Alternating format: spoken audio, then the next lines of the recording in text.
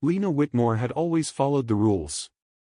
She knew which streets to walk, which conversations to have, and which lives to admire from a safe distance. Until the day Evan Reyes appeared at the library with a crooked stack of books and a smile that refused to respect boundaries. In that instant, everything Lena thought she knew about predictability, comfort, and her future, began to unravel. And she was powerless to stop it. Because some loves aren't meant to make sense. They're meant to make you choose. Before diving into the details, don't forget to like and subscribe to the channel for more fascinating stories. Everyone in Briarfield knew what was expected of them. You inherited your family's routines the way you inherited your eye color, quietly, without question. You waved at the same neighbors, shopped at the same stores, attended the same gatherings, and loved the kinds of people who fit neatly into the town's unspoken rules. Lena Whitmore had always fit. Until she didn't. It started on a Tuesday morning at the small community library, where Lena volunteered to organize donated books. She liked the predictability of it, the soft thud of paperbacks, the neat order returning to chaos. She didn't expect Evan Reyes to walk in carrying a box labeled Local History, fragile written in messy marker. "You're stacking those wrong," she said before she realized she was smiling. Evan raised an eyebrow. "I just walked in. And already you're doing it wrong." He laughed, an easy, unguarded sound that startled her. "Then I'm glad you're here." They spent the morning disagreeing about alphabetical order, favorite novels, and whether margins should be respected or ignored.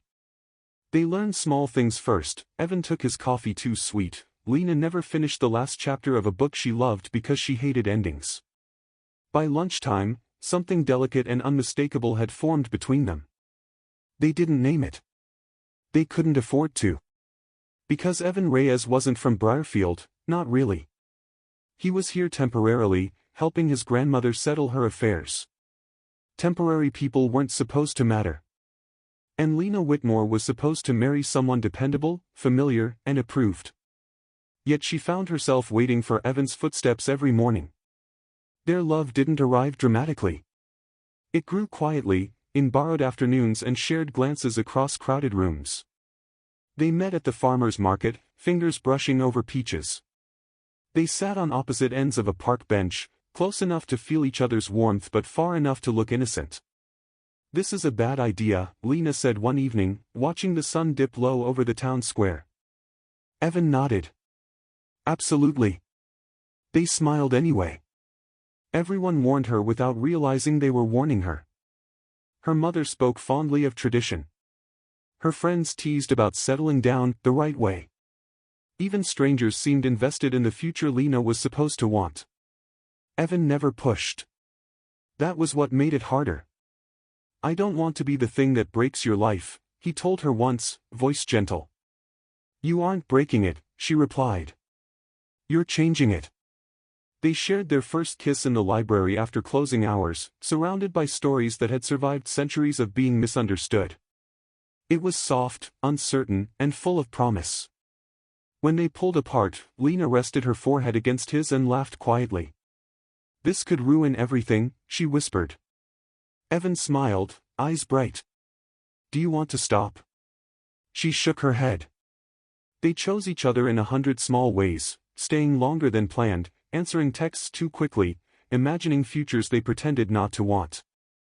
Love made them brave and foolish at once. The town noticed. Whispers followed Lena down familiar streets. Invitations became conditional. Her mother asked questions she'd never asked before. Evan's temporary stay stretched on, then tightened again as reality approached. The night before Evan was supposed to leave, they met where it had all begun, the library, quiet and waiting. "I don't know how this ends," Lena said, twisting her fingers together. Evan reached for her hand. "I just know I don't regret it." They stood there, surrounded by everything they stood to lose and everything they'd found. Outside, the clock tower chimed the hour. Lena took a breath, her heart steady and terrified and full. "Evan," she said, lifting her gaze to his, "there's something I need to tell you." And before she could finish, the library door opened, light spilling in, footsteps breaking the stillness. Both of them turned. The story wasn't over yet. The footsteps belonged to her mother. Margaret Whitmore stood just inside the doorway, a stack of returned books in her arms, her expression caught somewhere between surprise and careful restraint. The silence that followed was thick, not with fear, but with possibility. "Oh," she said softly. "I didn't realize the library was still open." "It isn't," Lena replied, her voice steadier than she felt. She didn't let go of Evan's hand. Margaret noticed. Of course she did. Her gaze lingered there for a moment longer than politeness required, then lifted to Evan's face. "You must be Evan." Evan straightened, offering a respectful nod. "Yes, ma'am." "I've heard about you," Margaret said. It wasn't an accusation. It wasn't approval either. Just a fact, spoken gently. "Lena, I was going to ask if you wanted tea." Lena swallowed. "We were just talking." Margaret studied her daughter, the way she stood, the quiet confidence she hadn't seen before. Something shifted in her eyes. Not surrender. Not resistance. Recognition. "Well," she said at last, setting the books down, "I'll wait in the car." The door closed behind her with a soft click. Lena exhaled a breath she hadn't realized she'd been holding and let out a nervous laugh. That could have gone worse. Evan smiled. It could have gone better. True. They sat together at one of the long wooden tables, knees brushing. Outside, the town hummed on, unaware that anything had changed, though everything had. "I was going to tell you," Lena said, turning toward him, "that I don't want a life that makes sense to everyone else anymore." Evan's expression softened. "I don't want to be your secret." "You won't be," she said immediately. Then, more quietly, "even if it costs me."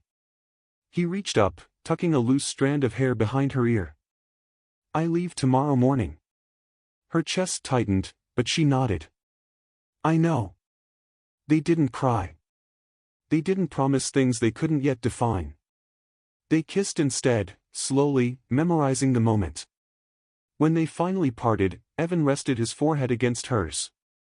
"Come with me," he said, not pleading, just honest. Lena laughed softly, the sound trembling. "I can't decide everything tonight."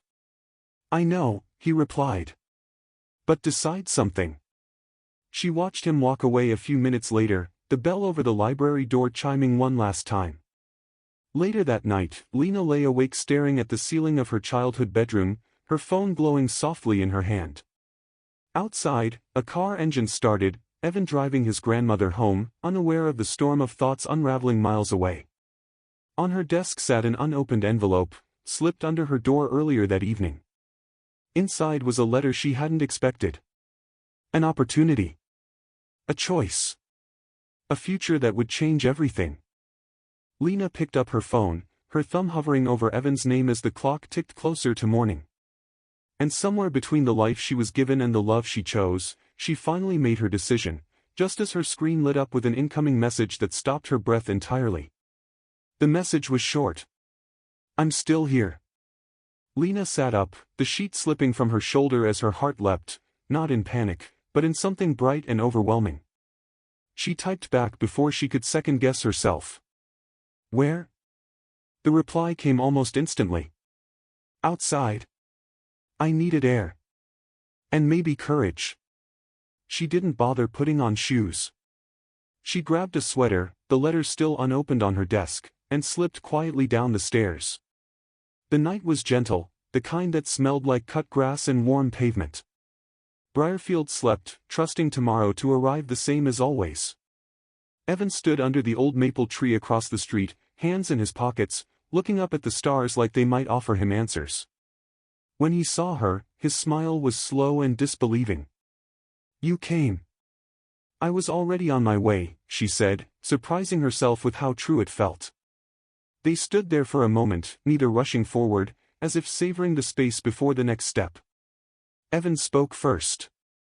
"I didn't want to leave without knowing if there was a maybe," he said. "Not a plan. Just a possibility." Lena hugged her sweater closer, the unopened letter pressing against her side in her thoughts. I got something tonight, she said. Something that changes things. His eyebrows lifted, curious but patient. Good changes or complicated ones? Yes, she said, laughing softly. She told him about the letter, not what was inside, just what it represented. A door she hadn't known existed. A version of herself that was suddenly very real. Evan listened the way he always did, like her words mattered simply because they were hers. When she finished, he reached for her hands. I don't need answers tonight, he said. I just need to know if I'm part of the questions. Lena looked at him, the man who had arrived temporarily and rearranged her forever. The town behind her, familiar and watching. The future ahead, unwritten and wide. She leaned in and kissed him again, slower this time, full of intent. Yes, she said against his lips. You are. A car passed at the end of the street. Somewhere, a porch light flicked on. Morning was closer now. Evan rested his forehead against hers. Then whatever you decide. I'll be ready. Lena stepped back, fingers still laced with his, her pulse steady and alive. She glanced once toward her house, where the unopened letter waited, and then back at him. Give me until sunrise, she said. He nodded. I'll be right here. Lena turned toward home, every step charged with meaning. Behind her, Evan stayed beneath the maple tree, watching the house, unaware of what the letter said, and unaware that Lena's decision, already forming in her heart, would change both their lives in ways neither of them yet imagined. Lena closed the front door as quietly as she could, the house still wrapped in sleep. The letter waited on her desk, exactly where she had left it, as if it, too, had been holding its breath. She sat on the edge of her bed and finally opened it. The words were kind. Encouraging. Full of possibility. An offer that would take her far from Briarfield, far from expectations that had never asked who she wanted to be. It was everything she had once wished for: freedom, recognition, a life that belonged entirely to her. She folded the letter carefully and set it down. Then she reached for her phone. By the time the sky began to pale, Lena stepped outside again. Dawn brushed the rooftops in soft gold, and the maple tree still held its quiet vigil. Evan stood where he had promised, hands wrapped around a paper cup of coffee, hope and patience written plainly on his face. You stayed, she said. So did you, he replied. She crossed the street and took the cup from his hands, then placed it on the curb untouched. Her fingers found his, steady and sure. I don't know exactly what comes next, Lena said. But I know I don't want to choose a future that doesn't include you. Evan smiled, not the careful one he wore when he tried not to hope, but the full, radiant kind. Then we'll figure it out together. The town began to wake around them. Doors opened. Birds stirred. Life continued, just as it always had. But Lena felt something settle into place, quiet and right.